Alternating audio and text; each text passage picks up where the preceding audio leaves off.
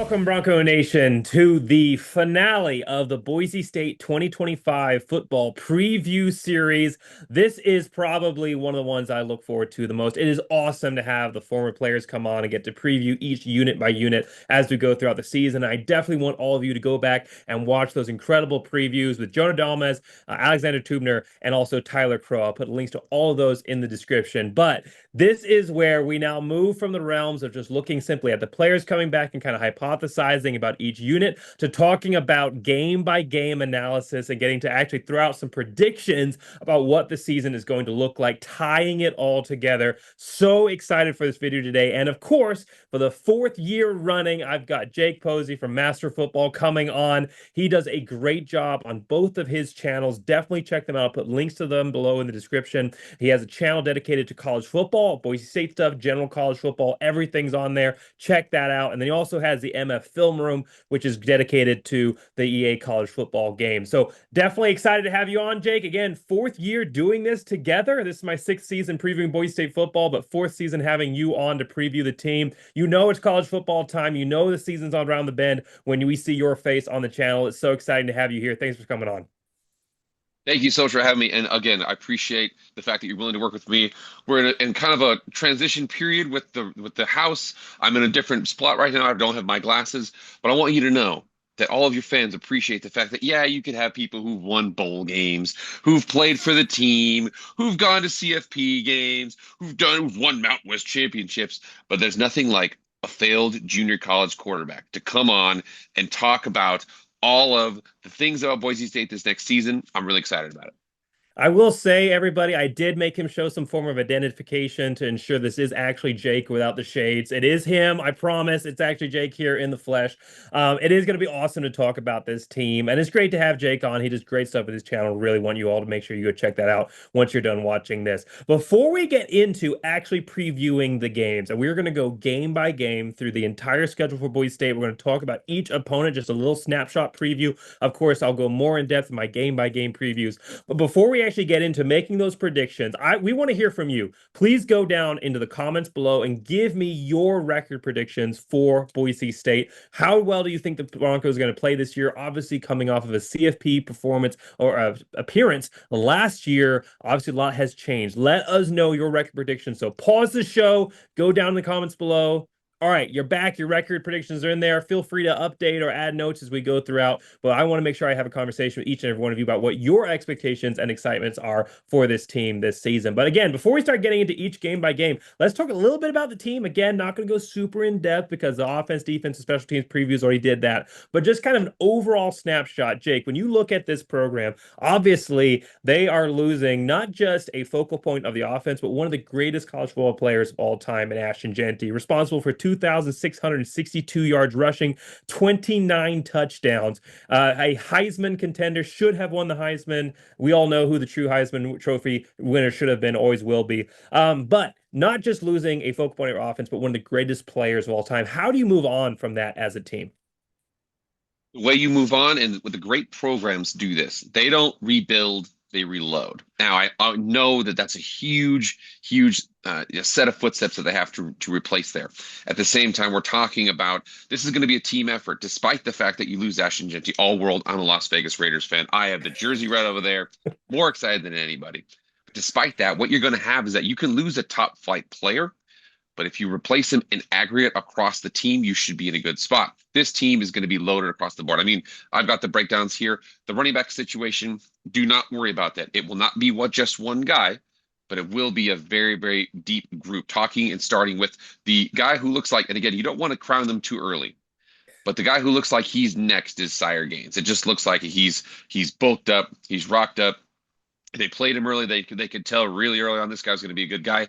Had a little bit of injury issues last season. He's going to be solid. He's going to be probably 1,000-yard back. Now, I don't think we'll have multiple 1,000-yard backs because of how deep everything is. Continuing on with that at the running back position, we're going on to Malik Sherrod, the nemesis from Fresno State, comes over to the dark side. Well, no, he comes over to light side. He was a Sith, and now he's a Jedi. He comes over. He's a change of pace back. He is quicker than you can imagine. Very, very agile. Had a very, very big run. Juked a guy out of his shoes in the preseason game. Ran down the field. Really, really explosive there. We're not even talking about the guy we were also excited about before in John Breeze Dubar. I mean, I could just keep on going. John Breeze Dubar has got some explosiveness. He was able to put on a little bit of weight. We got Dylan Riley, who showed some promise last season. This team is going to be very deep at running back. So again, answer your question, how do you replace it? Maybe not totally with one person, but in aggregate, they should be just fine at the running back position. Well, and the biggest hope for the running back room is its offensive line, which looks like it could be even better than last year's team. They only lose one player offensive line, the right tackle, I believe. But that's it. They lose one player offensive line. They return all of the other starters. They have on this team right now, they have six offensive linemen that have at least seven starts each because of how much injuries impacted this team last year and how much guys had to step up. So this is going to be a great offensive line. So no matter who's towing the rock is going to have great guys blocking for them. And of course, even in the passing game, I think we're going to see an increase as well. I think we're going to see a more exciting offense here under Nate Potter than we did under Dirk Cutter. And there are some exciting talents in the passing game in the receiving room that haven't necessarily stepped up yet that I think could be explosive this year. Chris Marshall, a guy who's been dealing with injuries and other things during his time at Boise State, looks like he is ready to take that next step forward. He is looking exciting in the preseason tape. Another guy, Latrell Caples, a guy that I think has dealt with injuries throughout his career. It looks like he could be a focal point of this offense. You've got some exciting freshmen coming in. You got some really exciting guys like Cameron Bates, but some really exciting guys coming in, like Cameron Jones and Quentin Brown. And then obviously, like I just referenced already, some exciting potential that showed flashes last season, like Cameron Bates as well, who could potentially step up. So I think this is going to be a very deep wide receiver room, a lot of targets getting spread out around the field, and an offense that in ways, obviously not going to replace Ashton Genty singularly, but could as a whole be a better, more explosive offense than what we saw last year.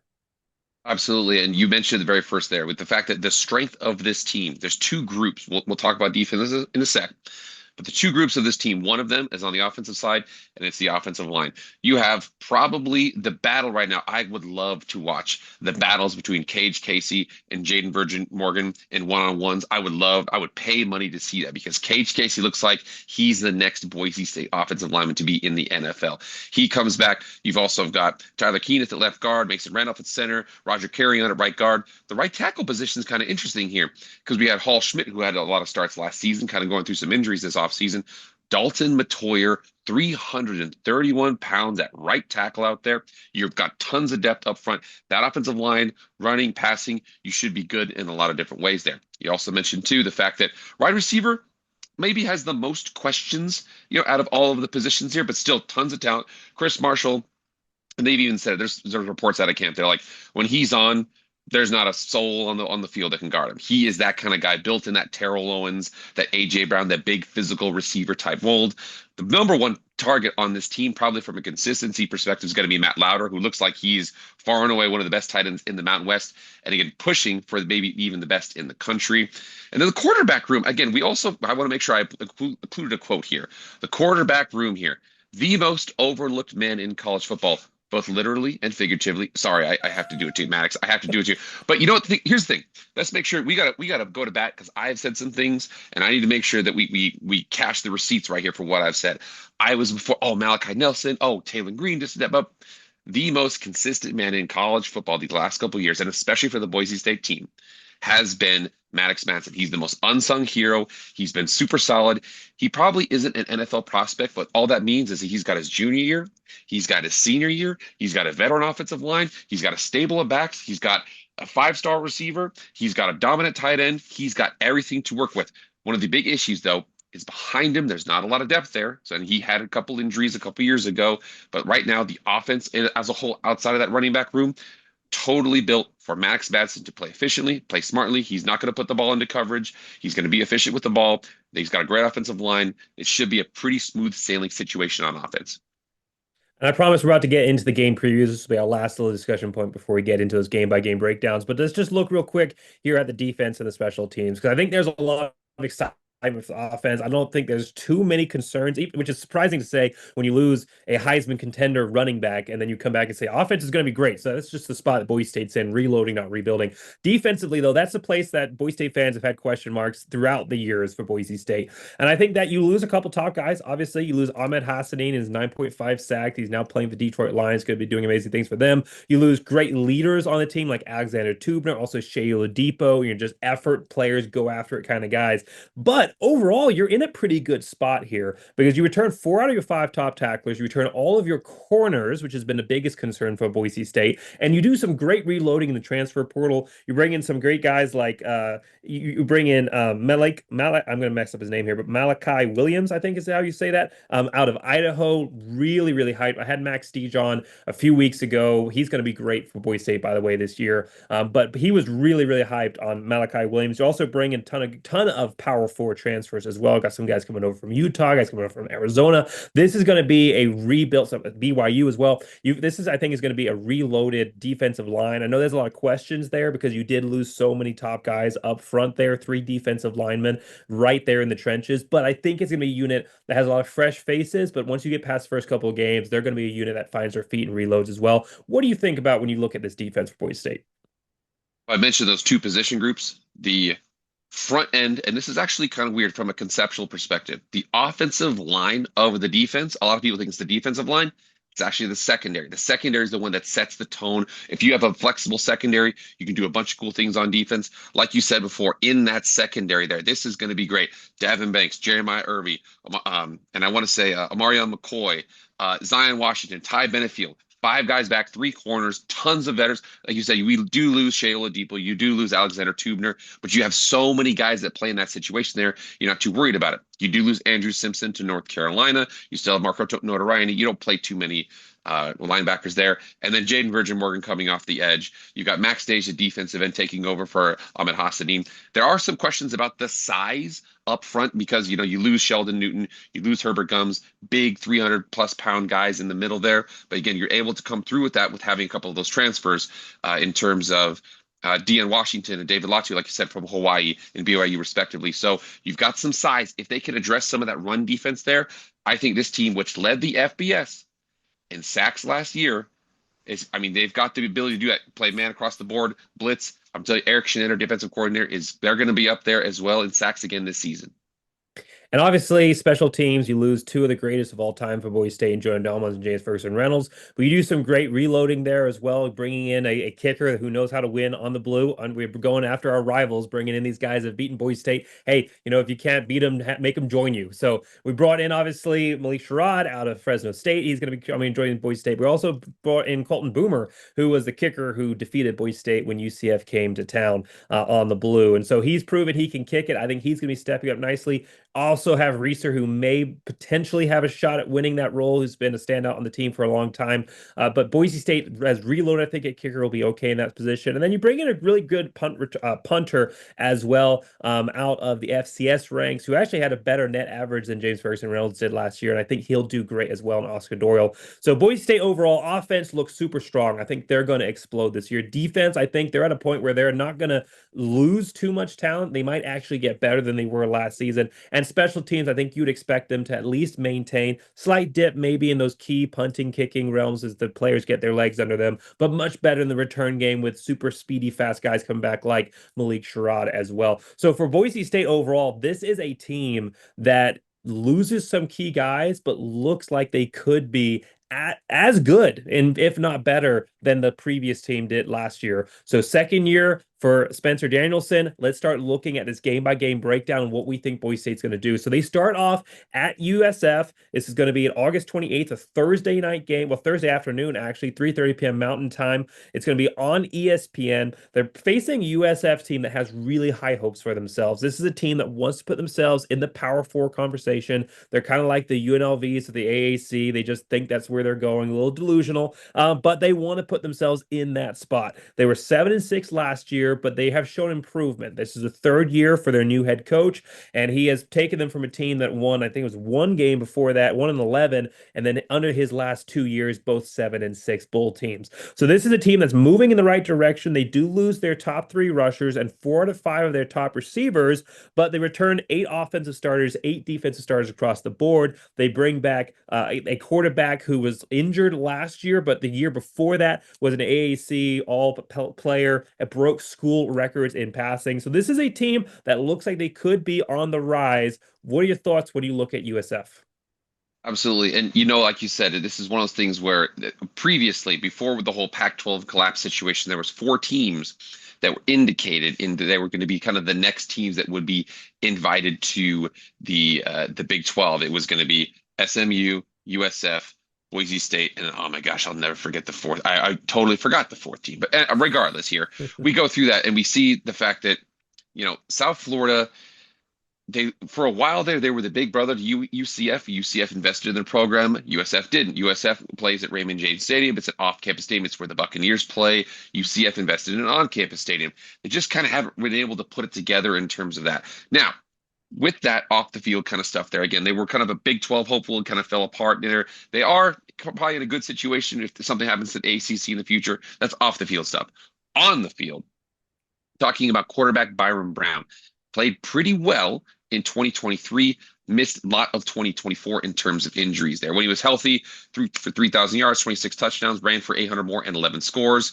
Again, the thing that you mentioned there before as well, that they lost a lot of their top receivers, their top running backs. They have to replace a lot there. Now, what they do and the style that you'll see, it's completely different style than Boise State. Boise State likes to huddle. They'll have a couple tight ends on the field. They'll run the ball. They'll go under center. They'll run play action. This is a shotgun, spread them out, air raid team, a couple different plays. You read the numbers, you're going to see a hyper fast offense here.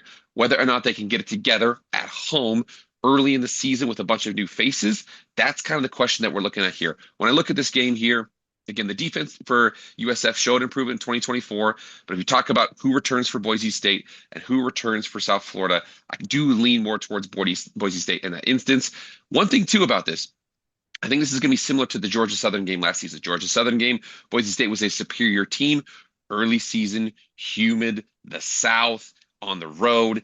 Those are the things that kind of complicate the game there. Right now, it looks like this team, South Florida, they're over under on the season at 6.5. Now, their first 3 games are Boise State at home, Florida State at Florida State, and Miami at Miami. So they've got they could be 0-3, but then they're still projected to go that 7-5, 6-6 kind of situation there. So for this team here, like I said, I think that I think that South Florida, the current spread right now, according to Vegas, is 8.5 for Boise State. I wouldn't be surprised if they covered, but still lost. I have Boise State winning this game. Yeah, I agree. I think Boise State wins this game as well. I think that it's a team that is moving in the right direction. I've been pretty hard on South Florida there on my channel, but I think that South Florida is moving in the right direction. They're bringing the football stadium back home. They are investing heavily in their program. Third-year head coach here. He looks like he's doing the right things, but I think that they are maybe a year or two away from actually putting it all together. I think that this is a team that is dangerous, very, very dangerous for Boise State. It's always hard when you have to go to such a different time zone and a different climate. Boise State has traditionally done quite well in those environments. You're thinking Troy, Florida State, Georgia Southern, obviously. Some of those were close. Well, most all of those were close games, but Boise State still won those. They've done a great job of their conditioning. I think that Boise State's in a better position here to start off the year strong. An offense that's more reliant on that steady run game, which Boise State will also be bringing out this year, even with more of an emphasis of the pass game. A South Florida team that's got to put the complexities together may struggle with that early on. And I think that South Florida is ready for the upset, but Boise State pulls it off. I do think this is a South Florida team that's probably in that 6-6, 7-5 type of realm as a record overall. But this is a very important win because even if South Florida does just become a 6-6, barely bowl eligible team, this is going to become a head-to-head comparison for Boise State versus the American Athletic Conference. Maybe not versus South Florida, but South Florida is going to play Memphis later in the season. And Memphis is going to be one of those teams that's going to be a top contender against Boise State for the CFP slot. So when they're looking at similar records potentially down the road, they will look back at this game and say, okay, how did Boise State play them? How did Memphis play them? How does that compare? And that will become a determiner for these CFP rankings later on down the year. So this is a very, very important game for Boise State off the bat. They need to win this one. They just need to walk away with a win, but also at the end of the day, style points are going to be important as well. So this is going to be a very important one to look at. I think Boise State does open up the season with a win versus South Florida. Now, moving on to week 2 for Boise State, they come back home, a challenging road matchup. At least it's not against a Power Four. I like this opening up with a group of 6 type of program. Get a little bit of a more likely win to start the year, and then come home, open up the home versus an FCS team. I'm not usually a big fan of playing FCS programs, but in this case, I'm not too opposed to it. You play a tough game on the road, come home, have a little bit of easier matchup. This is not one of those great FCS programs. This is Eastern Washington of the horrible Inferno Redfield. They went 4-8 last year. This is not a great program. Boise State, I think, does win this one somewhat easily, but it gives opportunity for Boise State to come home, open up, build some momentum coming into a bye week prior to playing Air Force the following. Yeah, and see, viewers here, this is where I disagree with Jake. Okay, I like people who push the envelope. I like people who take risks. Okay, a blue field is pretty cool. A red field's dope too. Now, it's obviously it's imitation. We know this. We know the first ones to do this here. I've literally got it right here at the blue. We understand that. Red field, I'm with it. Again, that slight disagreement aside, let's talk about the game here. Yeah, it's an FCS opponent. And like you said, you've got too many starters returning on a really good team. You've got a great offensive line. All of this leans towards Boise State having a solid victory here, getting a lot of people in, getting some players, getting some PT. I understand that. I know people were worried because we played a couple years ago, played North Dakota in the dark ages, and we had a little bit closer game than we wanted to admit at home here. I don't think we're going to have that situation here. They come in Eastern Washington, probably going to be a solid win, and then going to be a bye week, and then we'll talk about the next game, which is going to be interesting here. Hey, I love colored turfs, I do, but that Inferno is so hard to look at on television. It He's is a hater. it's He's a hater, disgusting. fans. I love He's a every other hater. colored turf, even Eastern Michigan's gray field. I'm up for, but Toledo, I'm not Toledo.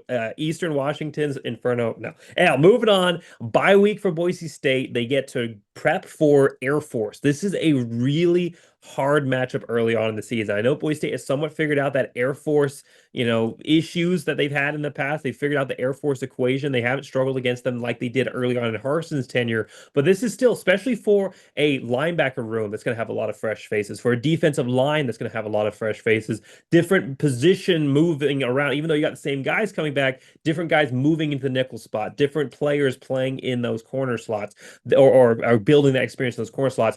When it comes down to playing a team like Air Force, it's all about assignment football and being really, really, really disciplined. So this is great coming off the bye week. You can just focus your entire practice on getting ready for this Air Force matchup. You do have to go play Air Force at home, and then hopefully this will be one of the last times that we have to play them because obviously we're moving to the Pac-12 and they aren't. So it's an Air Force team that's 5-7 last year, 2024. I don't think that's prototypical of Air Force teams that you've seen in the past or will see in the future. I think they lost a lot of guys and we're trying to rebuild.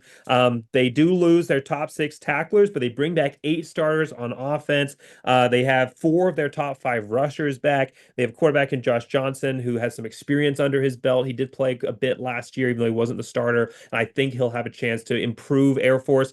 Phil still has this as a team that could potentially challenge for the Mountain West Championship, at least as a dark horse. He has them 4th overall in the conference. I think this is going to be a much improved Air Force team. What are your thoughts when you look at this Air Force program? Yeah, you look at this team right here, over under for the Vegas betting odds for them is 6.5. So they're thinking that 7-5, 6-6 type situation here. So in 2024, like you said, a newer offense last season. The season before, they had almost in 2023, they had 1,000 yards more rushing than they had in 2024. Offense fell off a bit there. Defense, like you said, they were really pretty solid last season. Do lose, like you mentioned, the top 6 tacklers there. I have a trap game on the schedule for Boise State. This isn't it. It's going to be later. We'll talk about it later. This isn't the game right here. I think if this game was played in November, late October, I'd be a little bit more worried. This after FCS team and the bye, any sorts of banged up here, you're going to have at least 2 full weeks because you could be in a situation where if you got a starter, he kind of got banged up week 1, kind of sit him down 14, 15 days there, then he plays. I kind of like that there. And again, that game for against USF is on a Thursday, so you actually have a couple extra days there too. So this game right here, again, the defense is solid. They're going to run that triple option. BSU does have a lot of veterans on the defensive side. Veterans meet assignment football. They're going to follow their assignments. I like Boise State in this game. I like them probably even to cover. The Lions probably going to be double digits. I think they'll do just fine. They can run the ball. They can throw the ball. They can throw the ball, play action. I think that BSU is going to do just fine and win this game.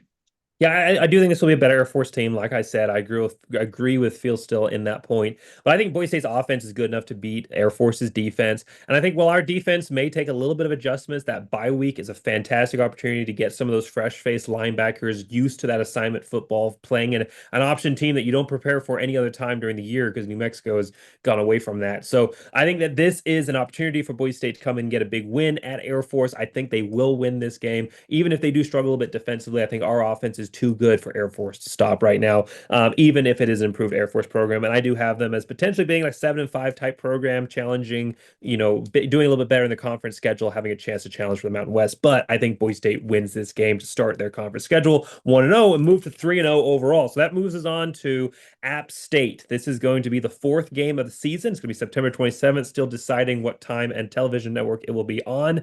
App State program that has historically been quite good, a real challenger there in the Sun Belt, a little bit of a giant killer like Boise State has. I have a lot of respect for the App State program, probably one of my favorite Sun Belt programs overall. However, last year was not up to their standards. 5-6 overall last season in 2024, and they lose their quarterback who threw for over 3,000 yards last season, also had over 350 yards rushing. They lose their top running back, and they also lose 6 out of 7 of their top receivers. So this is very much a rebuilding team for App State. They only have 2 starters back on offense, 5 starters back on defense. That does include 4 of their top 6 tacklers, and they did bring in a couple of quarterback transfers. This is a program that I think is going to have a chance to kind of rebuild from last season, be a little bit better than they were last year, but I still don't see them as being the App States of old. It is on the blue, always a challenging matchup, first time for the App State Mountaineers. So I think this is a game that Boise State can win and should win. What are your thoughts on this program?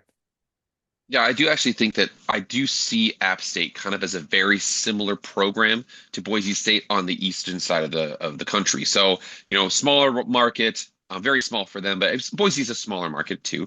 What Boise State has in market, they are in fertile recruiting territory in the North Carolina mountains. Tennessee's right there, South Carolina, North Carolina, Virginia. They're right in the middle of kind of all of it. They can recruit from all those spots. So it's a pretty good program. It usually is a pretty good program. Last year, like you said, they were 5-6. They had the Liberty game canceled because of a hurricane. Couldn't move it. So you're in that situation where they end up 5-6, first losing season in a long time for them. Head coach is Dowell Logains, who comes over from South Carolina as a position coach, former coach in the NFL for a couple of different places. Like I said, the offense needs to be rebuilt, and the defense is really bad. The coach the coach left, and all Sun Belt quarterback Joey Aguilar left for Tennessee. AJ Swan comes in from LSU or Vanderbilt, like you just said.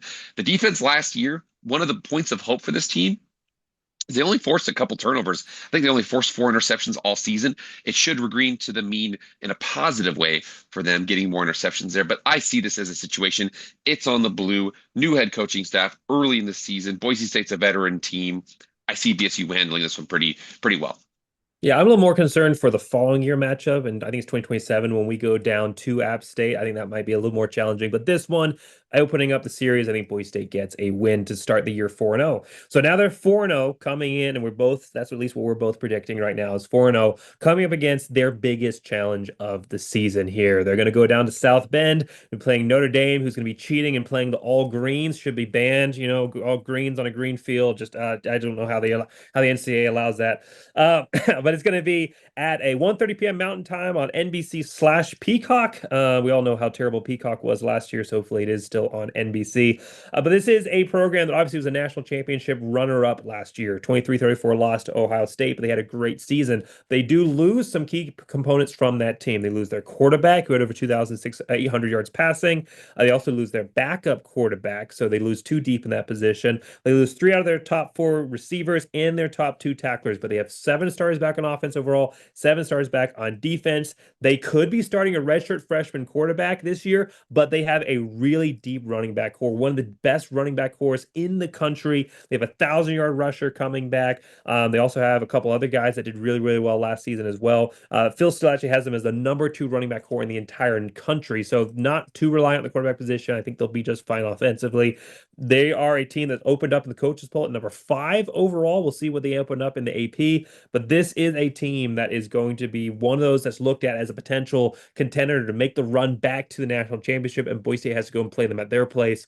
What are your thoughts when you look at this team? Well, thinking about this, just taking a step back, if you think about the last 3 seasons, this might have been the best, dominant, because typically what happens is Boise State plays their conference schedule. They have a couple games in the non-conference, and then they have one game, which is an MF of a game. And they've had three, I mean, Washington played in the national championship. Penn State played in the CFP the last season, and then the team that played in the national championship, who's also who lost to Ohio State, obviously, who's projected their over under this year is 10.5. So 11-2 or 11-1, 10-2. This might be the best 3-year run for that top flight opponent on their schedule as BSU's had in a long time. So the good news, like you mentioned there before, BSU is going up against potentially a freshman redshirt quarterback, CJ Carr, Lloyd Carr's descendant there from the Michigan fame. He's leading the offense, rookie quarterback, a team that's or young quarterback going against a team that has a lot of sacks on the season. The previous season, it should be just as good this year, blitzing as well. Again, that could create some scenarios where they're successful. The bad news, they are bringing back Jeremiah Love, a loaded offensive line room, wide receiver, Jaden Gatehouse, UVA transfer Malachi Fields. The defense has stud corners, Leonard Moore and Christian Gray, solid rotation in defensive line. Basically, the question is in this game is can Boise State get early down stops against the run? If they do, they give up that blitz package. They earn the right to rush the passers. They should be in a good situation. One thing that worries me is that this team, this Notre Dame team, is so dynamic on the back end, similar to Penn State last season. One of the issues Boise State had last season was Penn State, they ran press, cover one, they loaded up against Ashton Ginty, and they said, receivers, go beat us. Can Chris Marshall beat those dominant corners? Can Chase Penry? Can Latrell Caples? If they can, they'll have a chance. Unfortunately for this game here, I see there's too many things on the road. Yes, I'm going to go to the game. Yes, the next day I'm going to go watch Ashton Ginty and my Las Vegas Raiders against the Colts. Yes, it's going to be a cool weekend. However, I'm not holding my breath that they're going to win this one here. I do think that Notre Dame comes out with the victory. I think if there was ever an opportunity for Boise State to beat Notre Dame, this is the year. I think coming off, usually when you see a team go to a national championship, do great things, the next year is a little bit of a fall off. They may still be good, but they're not as good as they were the year before, especially when you lose your top quarterback. They're a team that has to play a really tough opening schedule. Their hardest games for Notre Dame are all front loaded. I think this is a team that can win 10 games throughout the year at least, but at the very beginning of the season, they may be opening up with a couple losses. They have to play Miami, Florida at Miami, Florida. They have to play Texas A&M, Purdue, and then they have to go to Arkansas and play Taylor Green at Arkansas. Now, again, a lot of those games are winnable, but they're all really, really tough. You got two SEC opponents right off the bat and one of the better teams out of the ACC that they have to play right at the beginning of their season. So this is a team that's going to be a little more beat up versus the Boise State team that's played a decent team out of the American Athletic Conference, probably not a great team out of the Sun Belt, and then an FCS program, a bye week, and then Air Force that's not the Air Force teams of old. So Boise State's in a pretty good spot. I think they're going to be coming into this one a little bit fresher versus a Notre Dame team that's going to have come through a slog. Unfortunately, Boise State's not going to get the NIU advantage of being overlooked. Notre Dame will be ready for Boise State. They know who we are, and they will be ready to take that loss. And the last thing they want to do is have back-to-back seasons where a group of six program beats them on their field.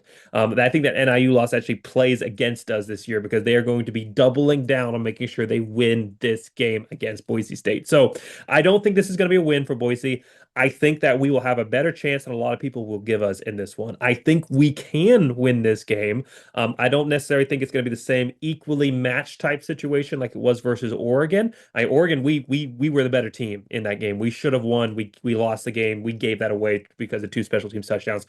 I think that we are not going to be the better team in this matchup, but I think we can win. The important thing here, though, is we don't have to win. This is a very similar situation to last year. All we have to do is be respectfully close. I'm talking like less than 17-point loss. And if we win this game, the previous games, lose this one, win out, it's a Notre Dame team that should be in the top 15, top 10, for most of the season. And Boise State should be able to ride that momentum as long as they appeared equivalent in some sense to this Notre Dame program. So very, very important game, similar to that USF game where it's not exactly the win-loss that matters the most. It's about how you show up in that game.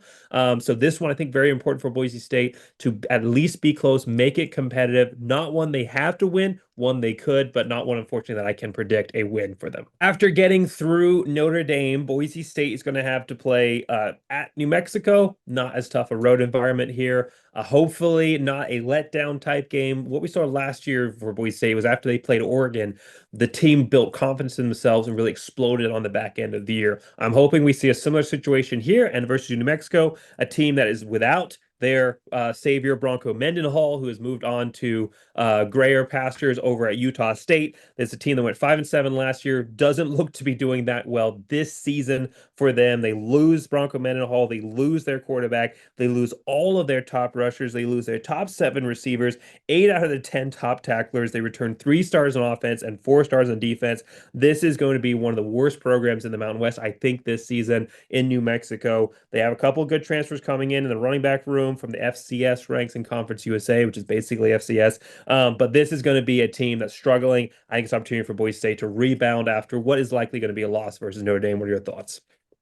Yeah, absolutely. And the fact that, they have this game right after that tough Notre Dame game is going to be something kind of like you said, that bounce back game situation. Head coach Jason Eck comes over from Idaho. He was able to be successful at Idaho, which is a difficult task. That's not trash. That's just saying what it is, you know. And Devin Dampier, the quarterback, the all-conference quarterback, there transfers to Utah. Utah should be looking at a good team. This isn't Utah. This isn't even Utah State. This is New Mexico right now. It's a tough program to build up. They were part of the reason why, Boise State and Fresno State and San Diego State wanted to leave the conference was because of the lack of investment in the football program. You think they're right next to Arizona. They're not too far from California. They're right next to Texas. They should be having some of the success there, but just a difficult program to build. It's a bad team that was able to win some games that they shouldn't. They were able to beat Washington State at the end of last season, able to beat Air Force. But I think that was more Bronco Mendenhall and what he's done as a coach, not necessarily the fact that this team's got some unsung hero coming through. I think BSU goes, plays this game, handles it pretty well. Well, then the following week, they have one of their biggest tests of the season playing against a UNLV team who, yes, loses their head coach and loses some top quarterback and loses top 4 wide receiver, but they have rebuilt in the transfer portal. This is a team that brought in Dan Mullen, former SEC head coach, to come be their guy. He's obviously not going to be there for a while. This is definitely a stepping stone type of thing for him, despite what a lot of UNLV fans may think. But while he's there, they're going to try and take advantage of his time. And he's kind of testing out the new philosophy of the transfer portal world. Can you build a team purely off the transfer portal? And he is really, really testing that. He brought in 23 Power 4 transfers, at least what 24/7 Sports is reporting. There may be some guys that they missed as well. 23 Power 4 transfers, and that was just the Power 4 transfers. They have a ton of other group of 6 guys also coming into this team. It is a completely different looking team. One of the hardest ones to judge because it is completely different program. It's like they went in and they dumped out all the pieces and they just completely grabbed from different Lego sets. And so it's not even what's on the box anymore. So who knows what this team is going to look like? They were 11-3 last year. They are projected to be a contender in the Mountain West. They also have a super easy schedule aside from, obviously Boise State. But after that, they have a super easy non-conference for the most part, super easy conference schedule. So they could certainly be in that contention. What are your thoughts when you look at this UNLV team that's a very different looking UNLV team than we saw last season? Absolutely. And I think that part of this was the fact that Dan Mullen was a member of the media, and now he's coming in, and all the media members are like, oh, remember what he did at Mississippi State? Forget what he did at Florida. It's one of those things where it's like, I mean, he had a solid, he did pretty good at Florida. Obviously, he's no longer there. But I mean, I think that this is the fact that people are saying about that. They're saying that they got a bunch of transfers and they got Dan Mullen. And what they're not saying is, well, they had to get a bunch of transfers because Barry Lodum left and everybody else did. Top receivers, top quarterbacks. They have to literally rebuild every single side of the ball. Now they have plenty of transfer portal talent. Do I think they have as much transfer portal talent as Colorado did when Coach Prime went over there? No, not as much. And that team went 4-8 in their first season with a top 5 pick and an NFL draft pick in his son, Shedeur Sanders. So too many transfers to name. Again, they have returners, Jaden Thomas at running back. They should be solid at running back. Marcel McDuffie is a linebacker here. They've got Denver Harris is a very, very good comparison to Chris Marshall. Highly talented transfer, A five-star, went to Texas A&M, transferred a zillion different places, ends up at UNLV. So again, those two going up against each other kind of have the same story of their lives. Really talented five stars, went to get a couple different places. They've got their final stops here. Who is going to win that matchup? It's really cool to kind of see that. But like you said here, he's got to completely transform this team. He's got 6 games before they play, 5, 6 games before they play. It's on the road. You know, these over-unders 8.5. A lot of people like them. I think they'll still be good. I think they're going to be a bowl team, but I don't see this team going, 9-3. I think they're 8-4, maybe 7-5. I think BSU handles this game. Well, we can talk about that a little bit later on, as far as what their record may look like, just to foreshadow a little bit. But for Boise State, this is not the same UNLV teams that they've seen for the last couple of years. It's not going to be the same UNLV teams that they saw from the previous 5+ years before that, but it's not going to be the UNLV teams that Barry Odom had. I think that Dan Mullen has brought in some great guys, but I just think what we've seen in the past is that just taking great talents and trying to plug and play them into a system doesn't work. You do need that chemistry, and that takes time to build. So if he can get some of these guys to stay with him for another year or so, or if he can stay with this team for another year or so, depending on how long he's there, this could be a UNLV team that continues to be on the rise. But right now, I think it's a UNLV team that's a really easy schedule and that will help them in a lot of ways. But as far as playing Boise State, I don't think this is going to be as close as some of the UNLV games we've seen in the past. I think Boise State does pretty much runs over this program and has, especially with all that's riding on it, all of kind of a pseudo rivalry that's forming right now. UNLV opting to stay in the Mountain West, even though they were offered by the Pac-12 eventually and decided to stay there. They're that in that USF land where they think the Power Four is their next step up. Vegas does some crazy things to people's minds, man. But UNLV right now, they are that flagship, or they're kind of setting themselves up as a flagship of the Mountain West versus the flagship for the Pac-12 here. And so there's going to be a lot of hype about this rivalry. It's going to this matchup. There's going to be that pseudo rivalry nature in the air. And I think Boise State is going to come in and want to embarrass this program, and I think that's probably what we're going to see. I think this is going to be a win for Boise State and move them to 6-1 overall before they go and face an actual rival. Go ahead, yeah. Wanted to make sure I had 2 points here, and I should have mentioned this here. Go ahead. Your first point you had mentioned there about they think they're getting to the Pac-12, or they're getting into the Big 12. For those of you who don't know, Memphis offered the Big 12 $250 million they were going to pay them, not the other way around. Usually conferences pay teams. Memphis, a better football program in a better region, was going to offer them $250 million to join the conference. They said no. So unless UNLV is going to offer 500 million, a billion, they're going to offer $1 billion to get a football team. It's not going to happen. So they have cemented themselves by allying themselves with Northern Illinois, a solid program. I like Northern Illinois. UTEP, Grand Canyon University in basketball. That's going to be an interesting game there. So they've done what they were offered. They weren't given. It's like, honestly, fine, do your thing. I actually want the Pac-12, me personally, to expand in the Southeast a little bit more, maybe the South and the Southeast a little bit more, just a couple teams, maybe have a regionality for, some teams in certain conferences for all sports and, the Pac-12 for football. That's what I want to have happen there. This team's going to have, there's 2 players that's going to change the dynamic of this team a little bit here. So there's quarterback Anthony Calandria, who comes over from Virginia. I believe he's a lefty. He's a pocket guy.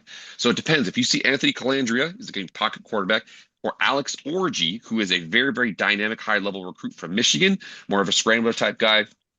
Unfortunately, Michigan's quarterback situation was really bad last year, and he was there, and then he was benched. So I'm not trying to say that's foreshadowing, but I think that this team, like I said, Dan Mullen's going to have to do magic. I wouldn't be surprised. I think he's going to go 6-6, 8-4, and get out of there is what he's going to try and do, or something like that's the story of this team. 7-5, 9-3, 10-2, and get out of there. That's his goal. This is a stepping stone program for him. But like I said, there's going to be a little bit of animosity there because UNLV fans are kind of getting a little chirpy right now. And again, do the thing that you guys run the Mountain West. You guys are going to run New Mexico. You guys are going to run, Air Force. Good for you, But like I said, still have respect for them. They've got a lot of talent. Can they mesh it all together by week 6 on the road at Boise State, a place they haven't really ever won in a while? I don't think it's going to happen. Yeah, I don't either. I think this is a a great farewell tour and a top matchup where Boise State, in the fact that it's a top matchup that Boise State destroys and is one of those games you look back on with some excitement at the end of the year. So I think Boise State wins this game somewhat handily, and moves on to what is an actual rival the following week at Nevada. So this is October 25th, 8 p.m. Mountain Time on CBS Sports Network. It's a team, obviously, that brought in a guy that wanted to be the head coach at Boise State and was denied, and he's gone over a guy that has connections to Boise there in Jeff Choate, and they are much better than what their record showed last year. He is a guy that is he's a really, really good coach, and he's a good program builder. Last year they were 3-10, but six of their losses were by one possession, including the game versus Boise State. That was a 21-28 victory for Boise. So this is a team that could easily have been at a 9-win type program last year. Super, super close. They almost beat SMU. We saw everything that SMU did last year with ACC. So this is a team that does lose their top quarterback. They lose their top four rushers, top two receivers, 6 out of 7 top tacklers. They only have 4 stars back in offense and 2 stars back on defense.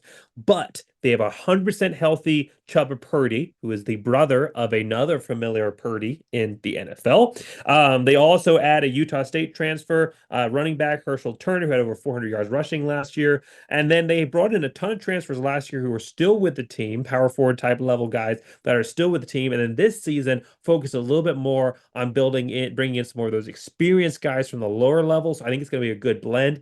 I think this is a UNR team that's actually going to be a lot better than what people are thinking of. Maybe a dark horse potentially. They have a pretty easy schedule. A dark horse potentially for the Mountain West Championship game.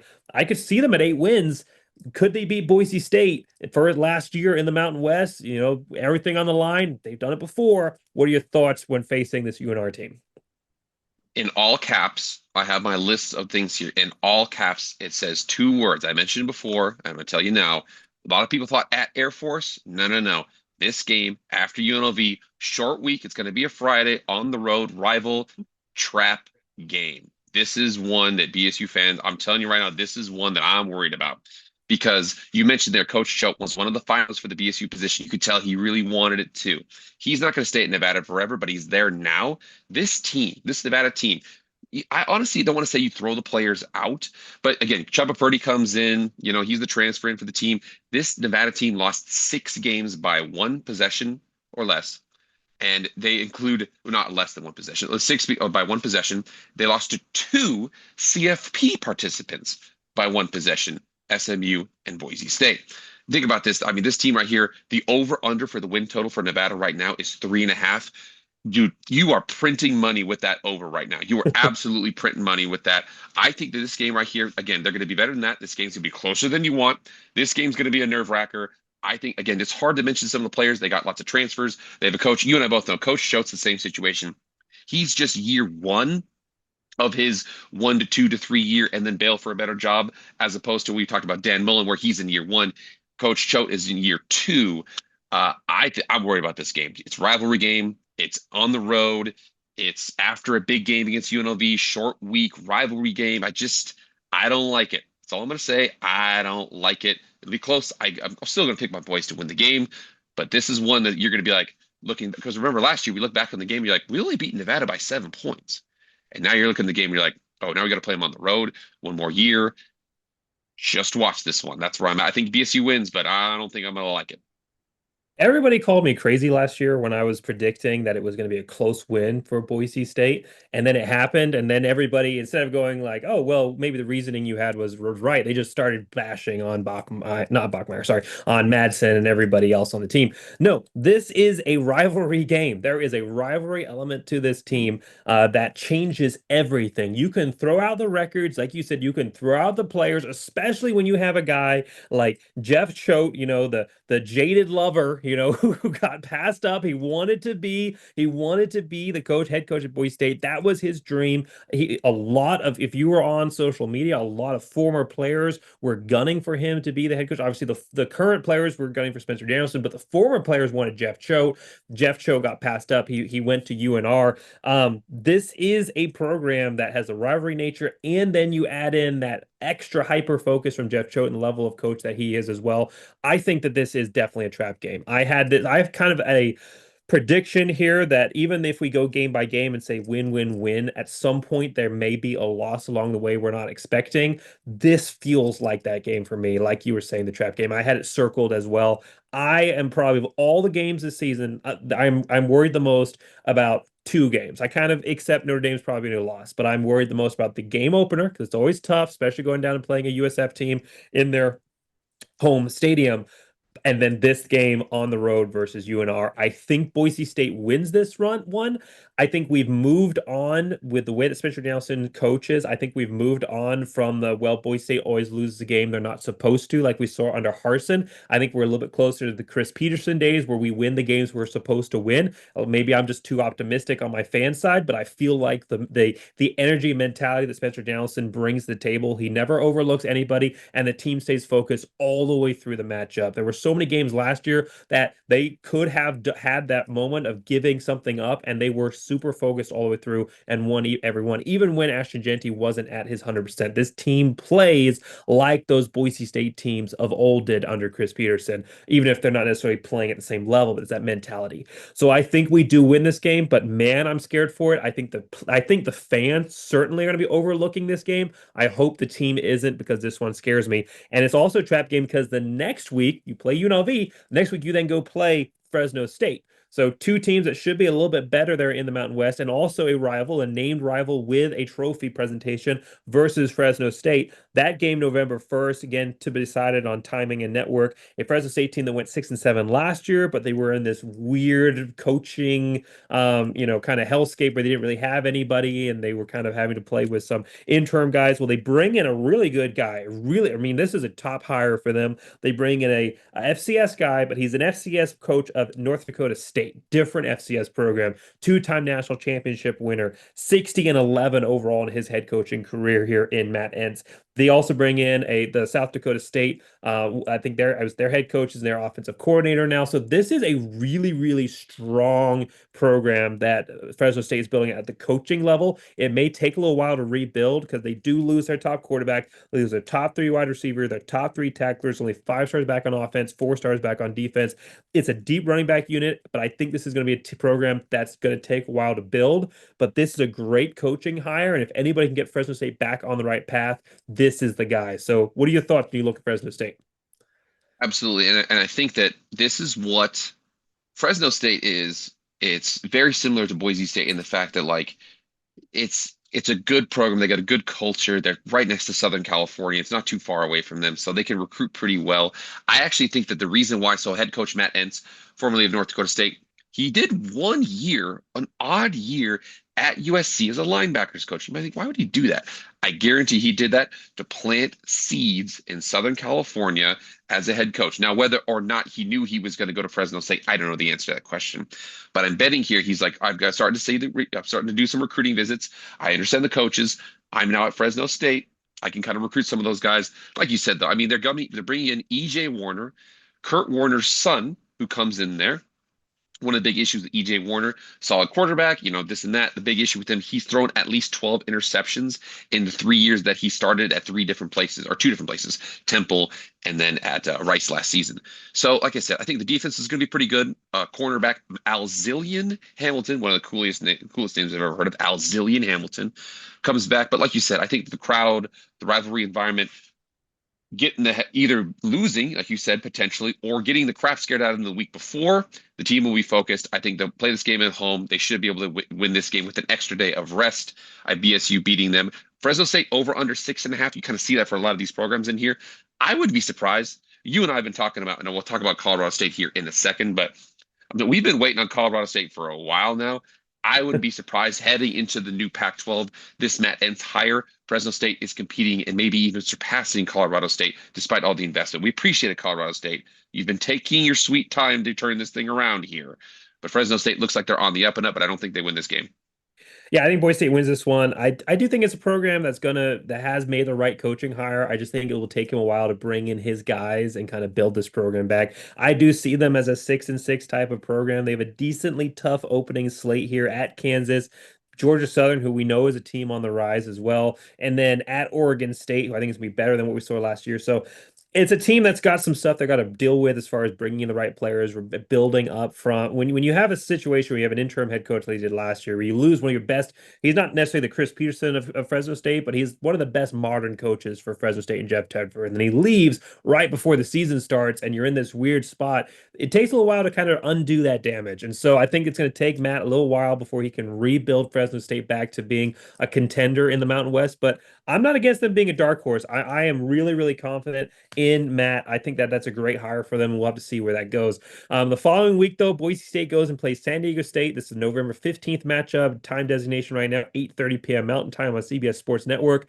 It is a San Diego State program that is struggling right now, folks. They built their new terrible stadium. Nobody wants to go to their games, and now they're going to be moving into Pac-12 where they got to play tougher competition on a regular basis. They went 3-9 last year. They're hoping to capitalize their last season in the Mountain West, and it's not looking good for them. They lose their quarterback, O'Neal. They lose their top running back, who thought he was as good as Ashton Genty. We saw how that worked out. And they only have one of their top receivers coming back. The top 8 guys in receptions for them, they have one guy coming back from last year, and he's not even one of their top guys from last season. 4 stars back on offense.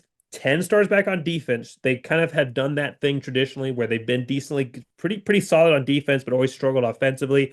I just don't see this being a year they move on. They bring in some great transfers from Michigan and Central Michigan. At quarterback, they have a speedy guy coming over from New Mexico, Christian Washington. They did bring over 4 transfers at wide receiver, so we'll see. But I just don't see this being a program that's all that competitive. What are your thoughts when you look at San Diego State this year? Yeah, and I'm looking here. I'm trying to see this because from what I understand, the transfer that they got, Jaden Denegal, he comes in.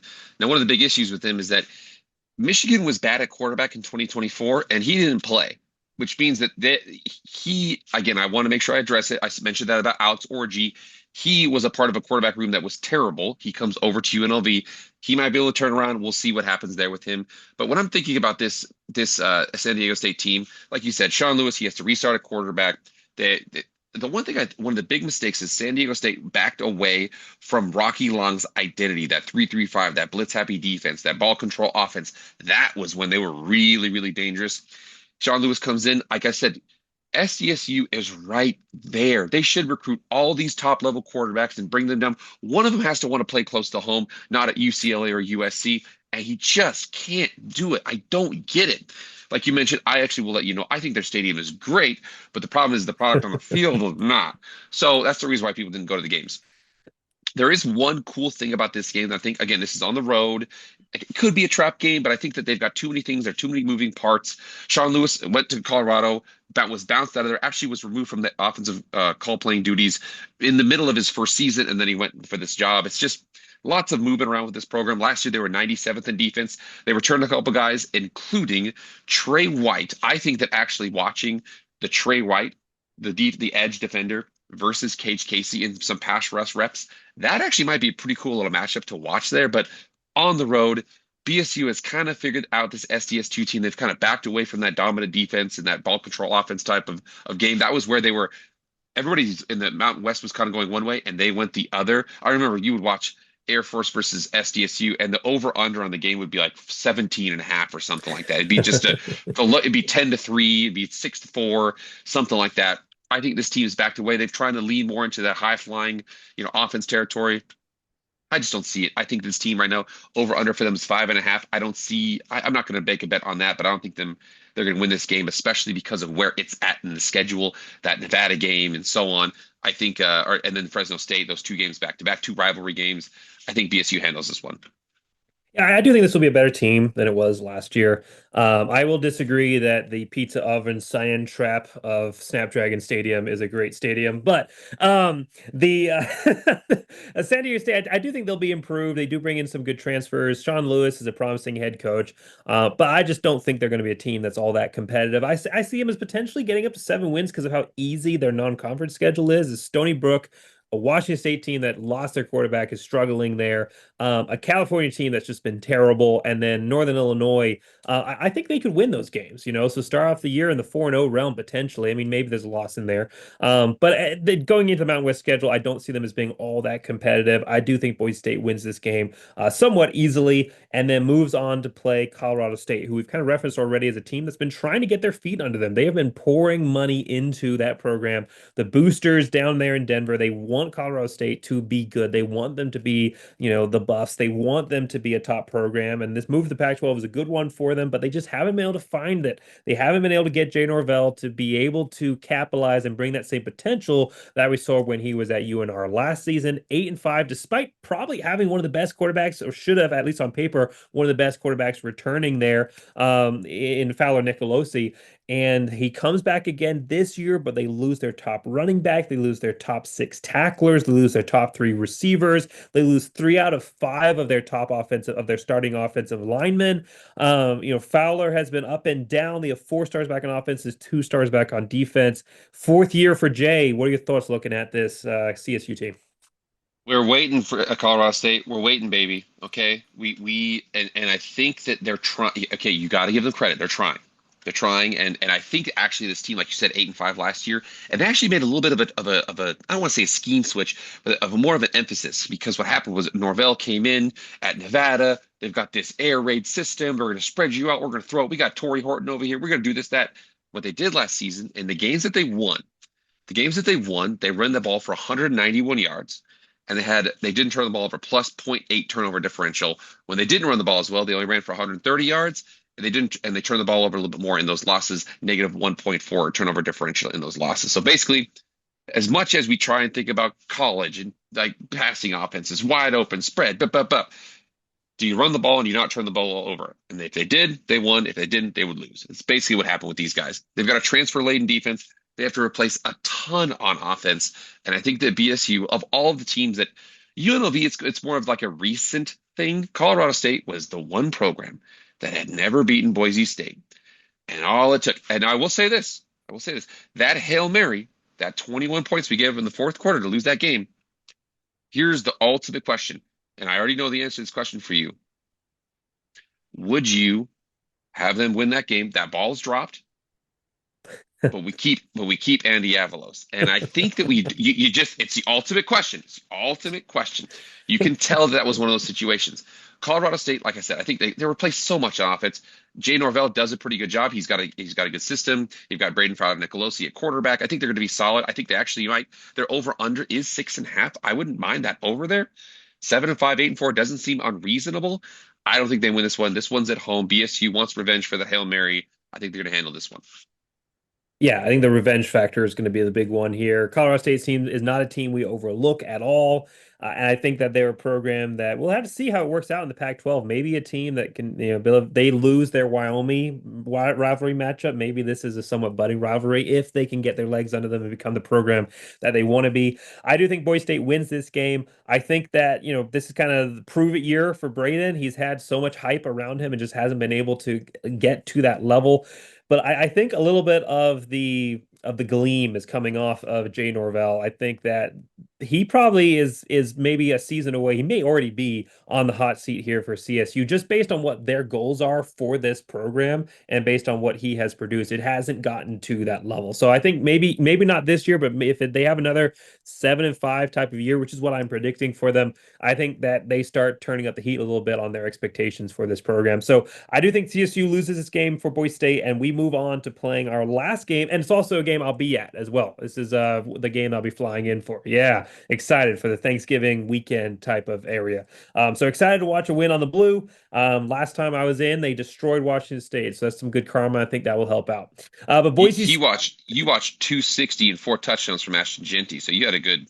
That was it a good was game. it was one of the greatest moments of my life. Unforgettable Yeah. time. But Boise State then ends the year for as far as the regular season goes, November 22nd, 2 p.m. on CBS. So already locked into the top channel, which is definitely an indication. At least the media partners are expecting this to be a Boise State team that is in contention for the CFP. And if everything is played out the way that we have, they've avoided the trap games like we've talked about. They've made it through the opening week game. They were competitive in the Notre Dame. This will be an 10 and 1, a 10 and 1 Boise State program coming into the last game, likely ranked very high, just has to get past Utah State to get to the Mountain West Championship game. 4-8 team last year. They lose their quarterback, they lose their running back, they lose their top five receivers, they lose two of their top four tacklers. They have two starters back on offense, two starters back on offense, six starters back on defense. Now, it is looking up for Utah State because they have brought back Bronco Mendenhall. Bronco Mendenhall, because I've been watching through all of the games. Every year I go through and I watch from 2001 or yeah 2001 all the way up through the present date of all the Boise State games, the highlights at least. And just the amount of times that there are games where Bronco Mendenhall is coaching against Boise State, whether it was at BYU or at UVA, and he was at New Mexico, which I don't think we played when he was at New Mexico. Not we didn't play last year. And now he's back at Utah State playing Boise State. He is just that thing that won't go away. He is just always hanging around in the coaching world. He's had some success, and this is definitely his opportunity to take another. New Mexico was a stepping stool, and then Utah State's a little bit of a stepping ladder, and he's trying to get back into the Power Four. So we'll have to see how Utah State works out here for Bronco. I think that it is a program that is going to benefit from his presence. It's not going to benefit year one. It's a program that was without, I think they're still without an athletic director. I don't know if they named one yet, but they were without an athletic director. They fired their head coach and athletic director amongst enormous scandal. It's a program that is going to take a while to recover from that. They're not going to do it year one with all those losses that we had. I think this is a win for Boise State to end the season. What are your thoughts when you look at this Utah State team? Yeah, and I put here another potential trap game, and the only reason why is basically two things. Bronco Mendenhall, and it's the end of the season, and not last season when New Mexico played Washington State at the end of the season. Washington State was looking to have a good season, and they fell off at the very end of the year. And basically that's it. I don't think that this team has the equivalent of Devin Dampier on the quarterback situation. They've got, Bryson Barnes, who's played some football here. No Rasul Faison, no wide Jalen Royals. Last year, BSU was obviously, I mean, Ashton had 186, three touchdowns in the first half. It wasn't even close. But Jalen Royals is kind of dicing us up in the passing game. I was like, dang, what's going on? We gave him like 350 passing yards, some big number there. Like you said, though, like no primary starters are back on the offensive line. So I don't know. The defense has lost a ton. They're going to rely on transfers. So you've got a quarterback with some experience, brand new head coach, all new faces on offense, all new faces on defense for the most part. It's tough to analyze them. Like I said, he did beat Washington State last year at the end of the season, got his team year one. That's potential. This team's looking at right here. I am picking Boise State to win. But like you said, at Nevada, the next week, week one, this one might be third. But like you said, it's just Bronco Bennett Hall will turn around, not year one. Yeah, I don't know if I'm willing to call this one a trap game, especially if everything that we've talked about has come to pass. All of these predictions that we have, Boise State riding, they've just got to get past that last team to get there. I think there'll be just too much momentum coming into this game for Boise State. I don't think that beating Washington State to end the season versus beating Boise State are two very different things, especially when you're talking about a Washington State team that didn't have anything to play for at that point. It had not been the season they wanted to. They'd lost multiple Mountain West games that they thought they shouldn't have beyond just Boise State. And they weren't in position for the CFP. They weren't even in position for a good bowl game. They were kind of a team that had given up. I mean, their players were already looking to the transfer portal. So I think that's a little bit of a different situation than knocking out a team that's, one step away from the playoffs. But every game is a trap game potentially when you think about it. Last game of the season is always potential, but I think Boise State wins this one pretty handily and then heads to the Mountain West Championship game. And I'll let you lead off here before I give mine. Who do you think they face across from them there? 11. We're saying likely 11-1. We have thrown in that potential trap game. I would not be surprised with a 10-2. I'd be surprised with 9-3. 9-3 would be a massive disappointment, I think, for what this Yeah. program is capable of. 11-1 is what I'm predicting with like a 60% certainty. Like I'm not like I am like 100% all the way. Like last year, I was pretty much 100%. Like we're going to go 11-1. Like we're going to lose Oregon. We're going to win every other game. The schedule allows for it. Genty's too good. This year, that USF game is going to determine my thoughts on the rest of the season. Right now, I'm like a 60% 11-1. It could very easily see a 10-2 with a trap game somewhere along the way. But let's say 11-1, 10-2, Boise State in the Mountain West Championship game, likely at home with that record. Who are they playing? Who do you think they face? A team that they haven't played all season. I know that people say, "Oh, UNLV, Colorado State looks pretty good." The problem is both of those teams play in Boise, so that's going to be tough. So if they play, they'd have to play in Boise again. I don't think it's going to happen. There's one team that doesn't play Boise State, doesn't play UNLV. So I'm looking there at the San Jose State Spartans playing on the blue. Now their non-conference schedule is going to be tough. That if you look at San Jose State's schedule right here, so Central Michigan at home, at Texas, that'll be a tough one. Home against Idaho, and then at Stanford. Stanford still is a power team. I mean, again, whatever they are, we'll see. You look at their their Mountain West schedule. Home against New Mexico. They have at Wyoming and then at Utah State in October 11th and 17th. So early, it'll be cold, but it won't be freezing. Okay, California team going up there. Then you have home against Hawaii, home against Air Force. We know Ken Niumatalolo, former coach at Navy, probably has plenty of experience playing against triple option. I think he should be able to address that there. You have your only potential real cold game they have to do, which is at Nevada, November 15th. Then you have at San Diego State and home against Fresno State that very next week. I think that Walker Egan, the quarterback for San Jose State, he comes back again. He should be the starter. San Jose State was a weird team. They don't have like I said, they don't have UNLV or Boise State on the schedule. They couldn't run the ball, but they also couldn't be sacked. They were only sacked 12 times all season for being a spread team like that. They also lost 13 bumbles on offense, but they got 21 interceptions on defense. They returned a few players up front, and they aren't relying on transfers like most of the other teams above. Like I said, they're one of the more underappreciated teams in the FBS. I think that San Jose State handles their relatively favorable schedule in the Mountain West. Remember the tiebreaker. If you have a tie, BSU, let's just say they lose the game, they go 7-1, and San Jose State goes 7-1. It goes to CFP ranking. More than likely, Boise State's going to be above them in that instance. I think that one thing about this, though, a team that can't run the ball in December in Boise, Idaho, going up against that crowd, I have BSU playing San Jose State, handling them in the Mountain West Championship game and winning that game. I would not be opposed to San Jose State. I think that's a solid prediction. I have them going 9-3, 6-2, being right there in the mix, one of the top teams in the conference. My biggest concern with San Jose State is you lose your top two wide receivers. You lose Nick Nash and you lose Lockhart. And they didn't really replace them with anybody at that level. I mean, they brought in some guys, but not like that Nick Nash and Lockhart type of level transfers coming in. You also end up losing a lot of key starters here on defense. I know you bring back six starters overall on the defense, but for me, for San Jose State, you lose your top two offensive weapons there in the passing game. And their entire offense was built around them. When Nick Nash, when he heard that Niumatalolo was coming over, Niumatalolo was coming over, he said he thought about hitting the transfer portal. And the first thing that Ken said to him was, "Hey, we will build the system around you. I'm not going to option. We're going to go normal, traditional pass attack, and you are going to be the focal point. You're going to get the best opportunity to showcase your talent." He should have been the number one wide receiver last year, not that corner that won it. He should have been the number one wide receiver last season. They built the entire offense around him. When you build your entire offense around a player, Boise State did that too, Ashton Genty, but when you build your entire Mhm. offense around a player like Nick Nash and then you lose him, it is really challenging to replace him if you don't have the traditional offense to back it up. Boise State does. Boise State has never been a team that's been traditionally built around one running back. They've traditionally been a passing team that went into the running game. And now they're a team that's going to push back more on the passing game. San Jose State has traditionally been a team that's been pretty heavy in the passing game, and you build your entire offense around one receiver. He leaves, you don't bring anybody to back him up, and your running back room was okay, but like you don't have a 1,000-yard rusher there that you can build on.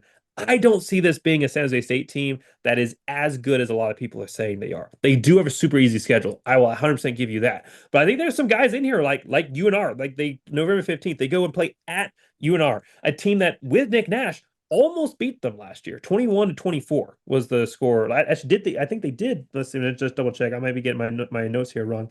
Sorry. San Jose State won that game 35-31. But they won that game by 4 points with Nick Nash. And now it's going to be, I think, a more motivated UNR team, a better quarterback UNR team with Jeff Choate. I think they can win that game. Air Force, yes, Niumatalolo knows how to handle Air Force, but it's a better Air Force team, and they're going up against Navy's former head coach. You don't think the players are going to be a little bit more pumped up for that matchup? A little bit of that rivalry nature in the air. Navy, Niumatalolo beat Air Force quite a few times. This is a chance to kind of get a little bit of that revenge back, especially if Air Force loses to Navy early in the year, like I think that they might. Um, I think that this is a San Jose State team that is close but comes up just short. I think the team that Boise State ends up facing here in the Mountain West Championship game is a team that they've been pretty familiar in that matchup, and I think it's UNLV. That's a UNLV team that does bring in a lot of talent. I don't think that's going to translate to this awesome product on the field, but I think it's going to be good enough to beat their super easy schedule. For once they get past their non-conference, which is not that challenging, they're not going to get as beat up as San Jose State is. Once they get past their non-conference, they have at Wyoming, they have Air Force at home, they have at Boise State. So those games will be kind of tough. But then the back end of the season, New Mexico, at Colorado State, Utah State, Hawaii at home for UNLV, and then at UNR. That is a super easy schedule. Maybe they drop a game there that they shouldn't. Maybe they drop a game early that they shouldn't. But I think they end the year 9-3, 6-2, same record as San Jose State, but their one loss being then against Boise State. I think they have a slightly higher ranking based on they go to the CFP, which they won't have them ranked. They go to computer rankings.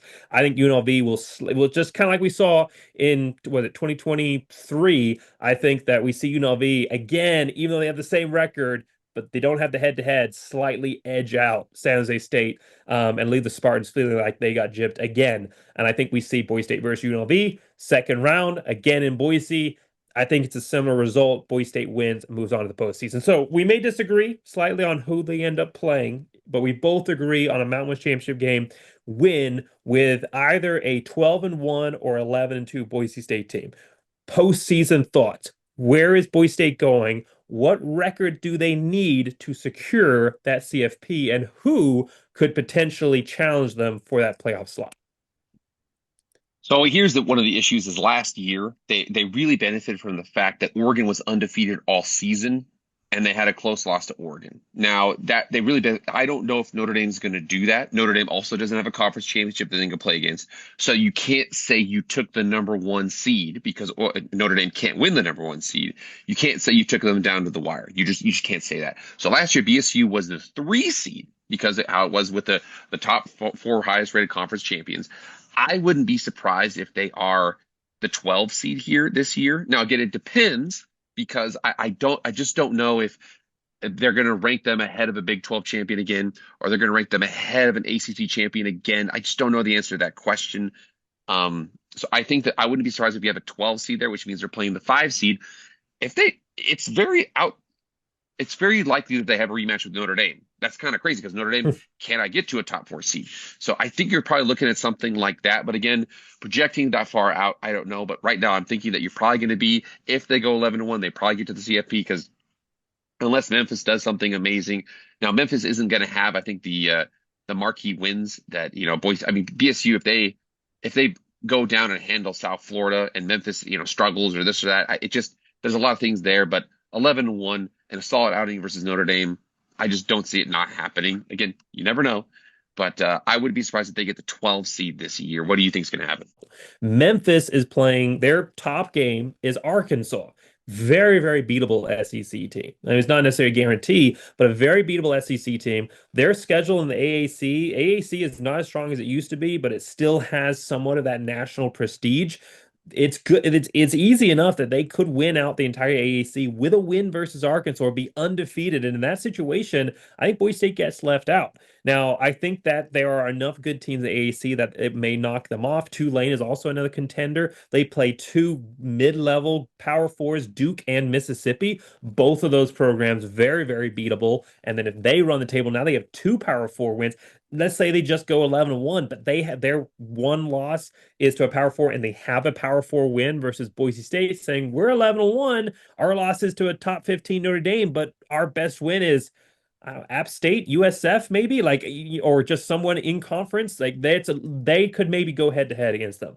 I don't think either of those things are going to happen. I think Memphis or Tulane or whoever in the AAC takes 1 or 2 losses or loses their Power Four matchup when they shouldn't. The team that scares me the most when I look at their schedule, when I look at who they return, when I look at who they have been, the team that scares me the most is JMU.